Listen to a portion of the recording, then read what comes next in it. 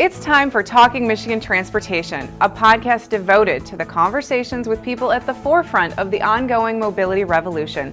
In the state that put the world on wheels, here's your host, MDOT Communications Director, Jeff Cranston. Hi, welcome to the Talking Michigan Transportation podcast. This week I have a very special guest, Dr. Timothy Gates, an engineering professor at Michigan State University and one of the state's foremost experts, and at least in the research of speed limits, and he'll probably say that I'm overstating that because he's a humble guy. But thanks for being here, Dr. Gates. Thank you, Jeff, and yes, you definitely are overstating that. We've got a great team here at MSU that's been studying speed limits for quite a long time, so I certainly can't take all the credit for that. So. Well, let's talk about some of the work that your team has done on this. And first, give a little bit of your background so people understand why I've selected you to be the voice on this topic. Well, I co-led two studies, largely while I was at Wayne State back about, starting in maybe 2012.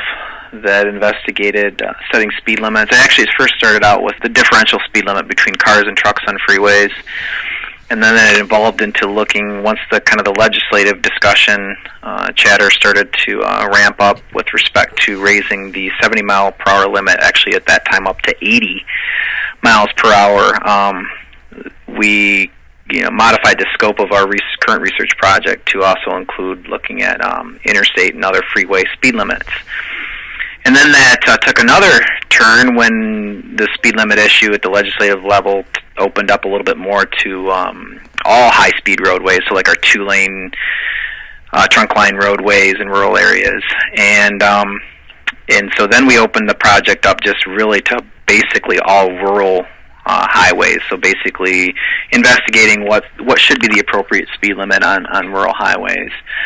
Since then, I've been involved with some work at the national level, a National Cooperative Highway Research Program project that's sponsored by the Transportation Research Board that's investigating speed limit guidelines, basically, is the crux of that project, development of speed limit guidelines for the United States.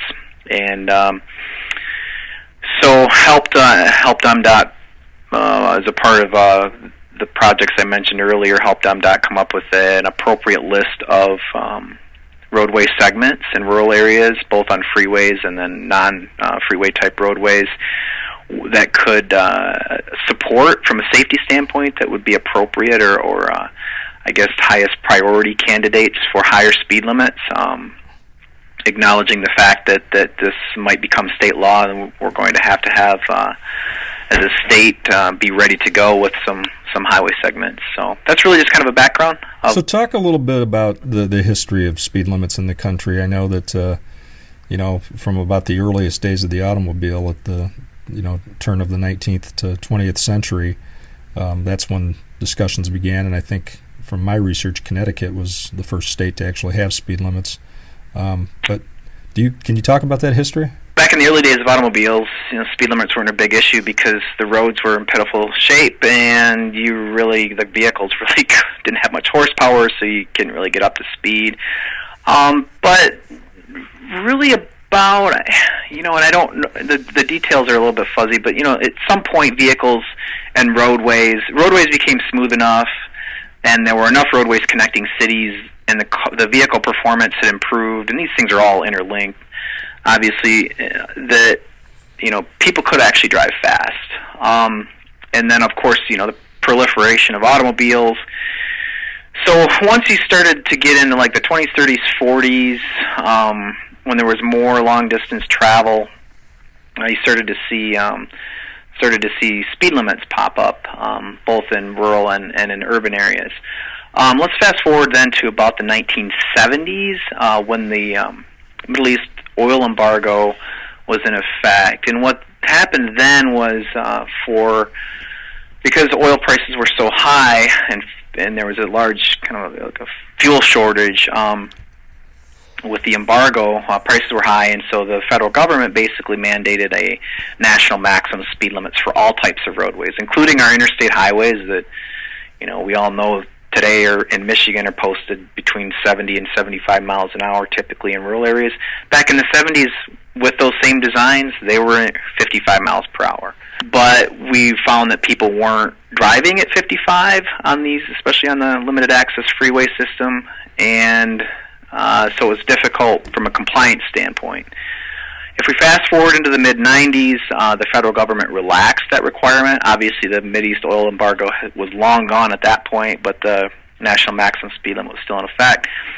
They relaxed that on certain rural interstates, and then in Michigan you started to see some 65s pop up, like Interstate 69 around Lansing, and then released it again fully, so basically turned speed limit setting authority back over to the states entirely on all types of roadways, and then we saw almost all of our freeways within a few years jump back up to 70 miles per hour in rural areas.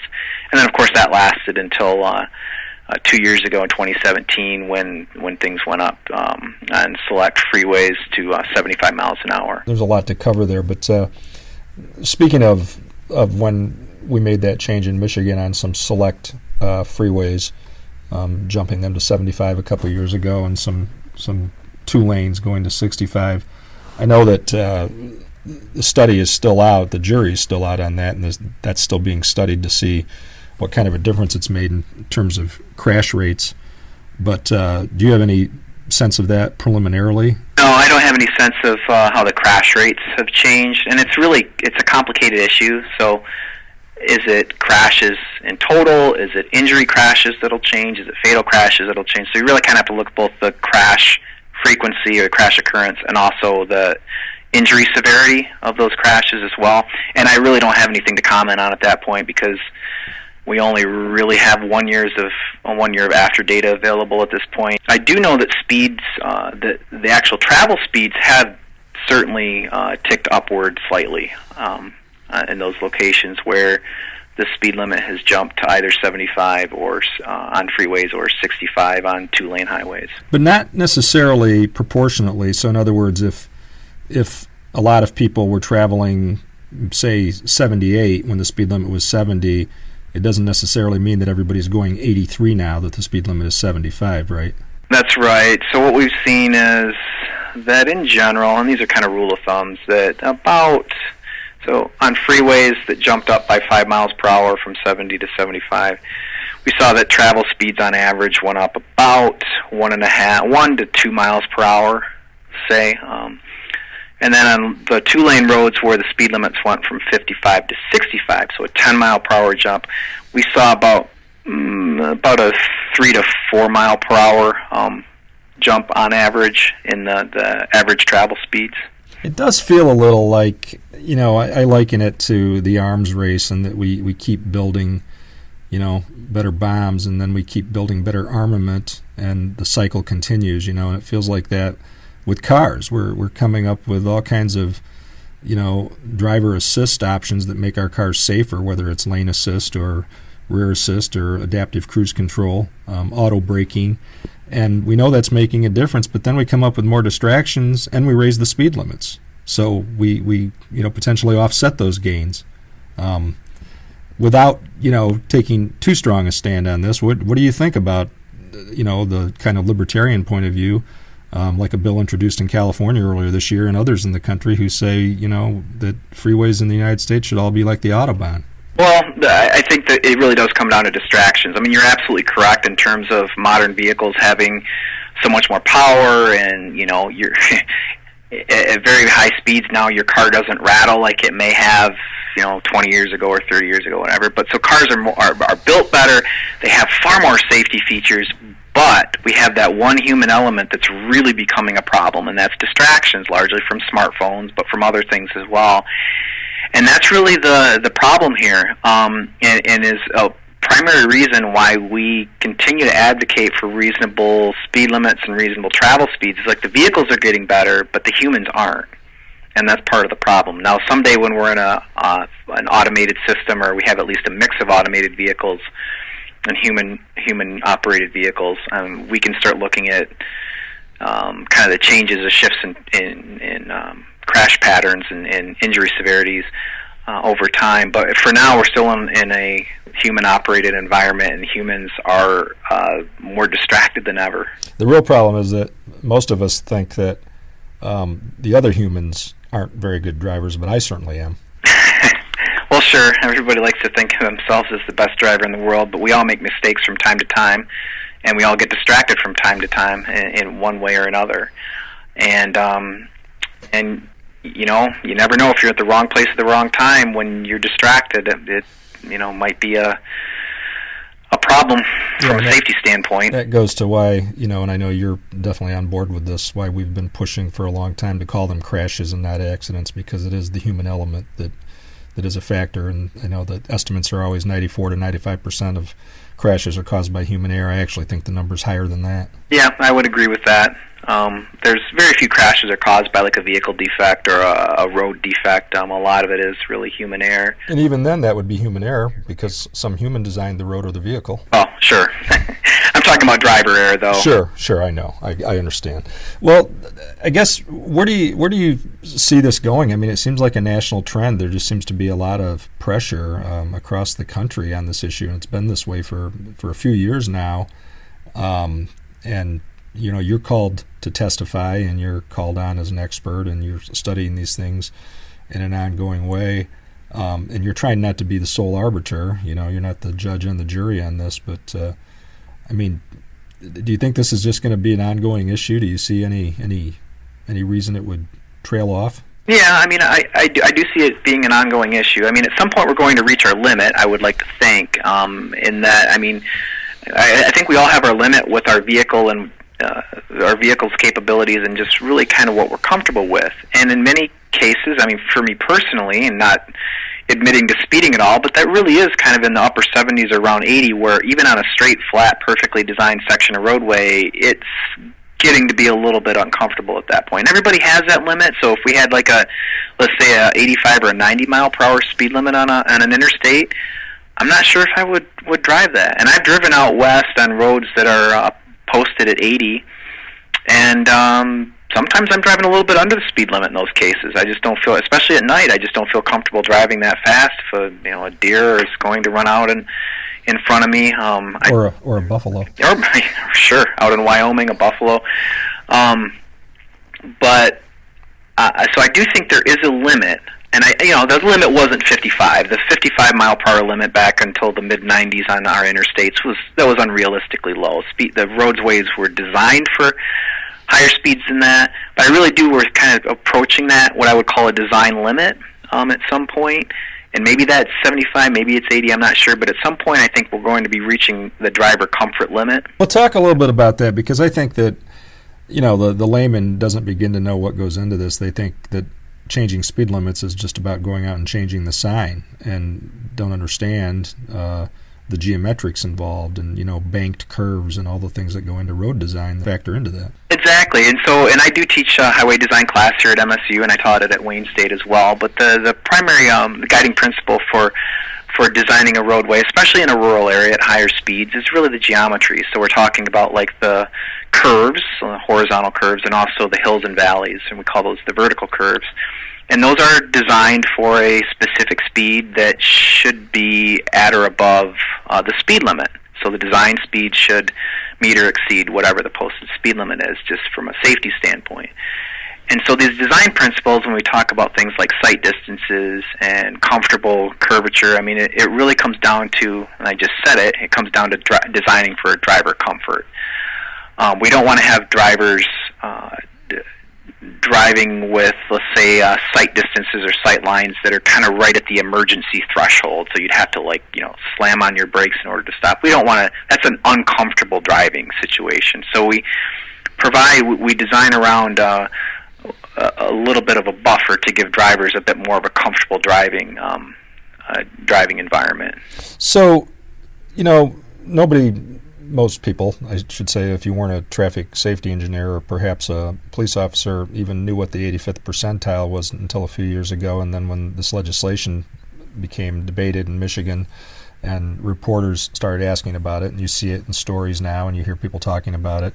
Explain what the 85th percentile is and why or why not it should be the sole criteria for setting speed limits. Sure. So the 85th percentile speed, as the name would imply, is the 85th. If you were to rank order a sample of speeds, let's say 100 speeds, you rank them from lowest to highest, you'd pick the 85th highest, and that would be the 85th percentile speed. So that means that 84% of the motorists, or I guess you could say 85, are going at or below that speed.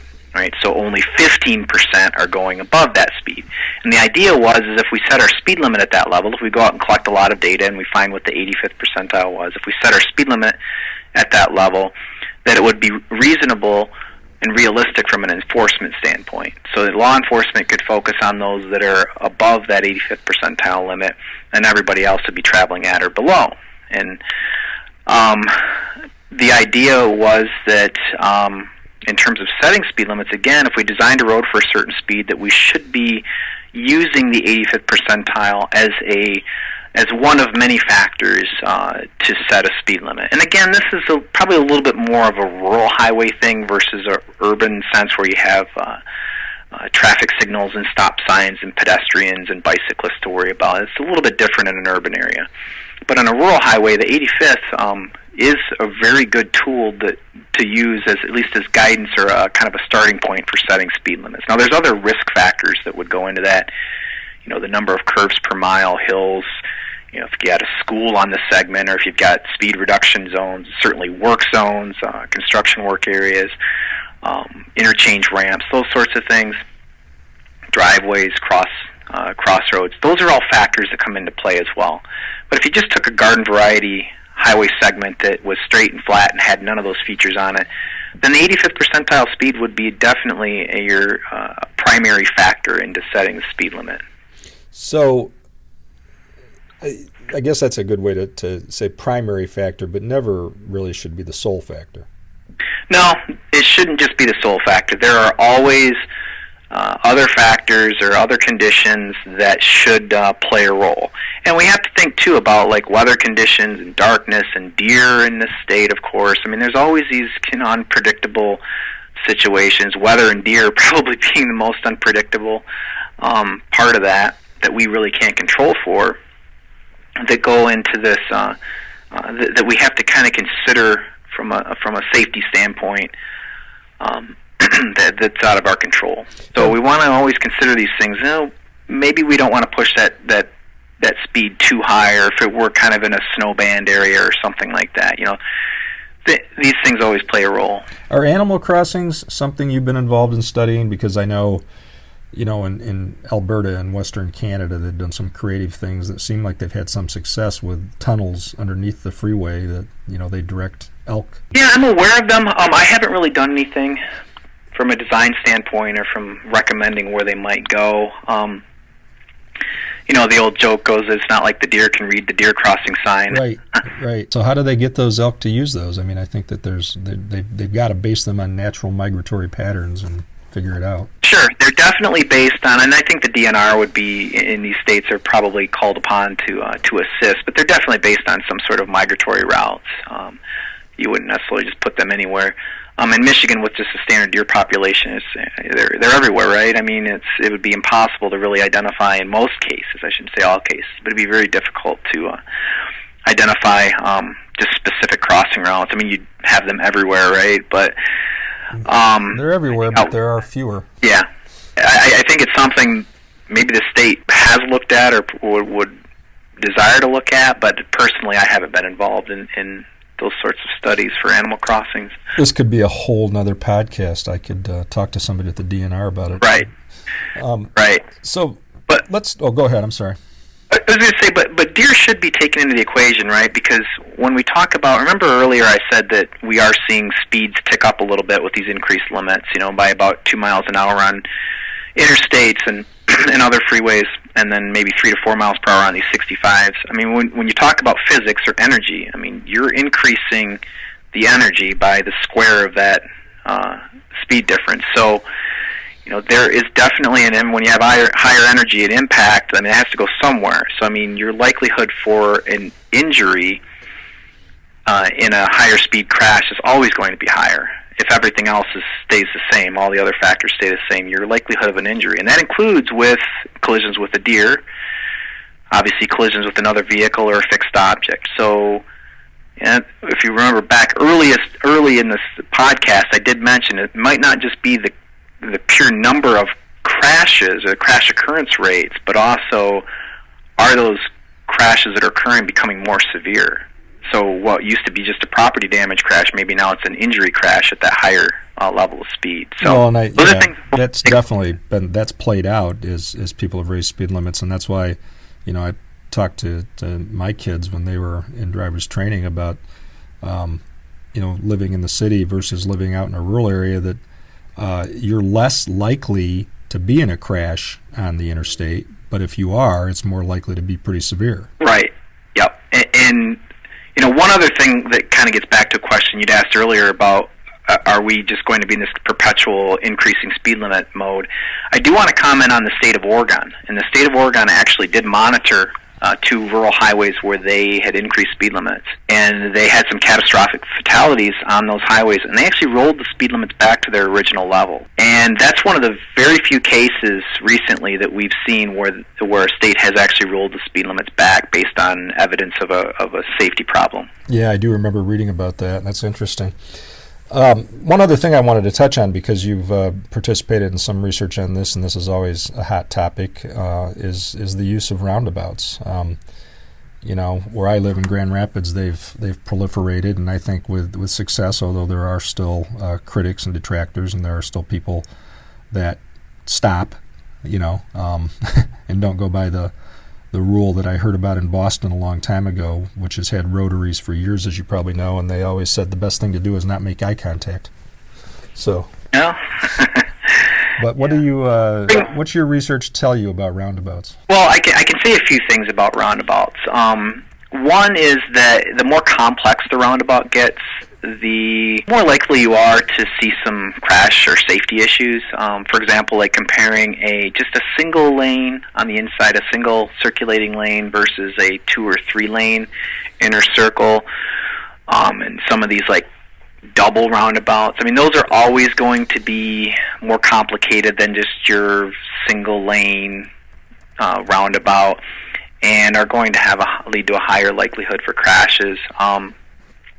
Single-lane roundabouts generally operate pretty well, but there's such a variety in the. I would say that the multi-lane roundabouts are much less off-the-shelf, if that makes sense. They're quite a bit more customized from roundabout to roundabout, and we see a whole variety of safety performance issues at those types of roundabouts. We could have great safety performance, but we could also have some that aren't doing quite so well. But for the most part... For the most part, though, just in total, for the most part, the science will tell you that roundabouts do reduce injury crashes.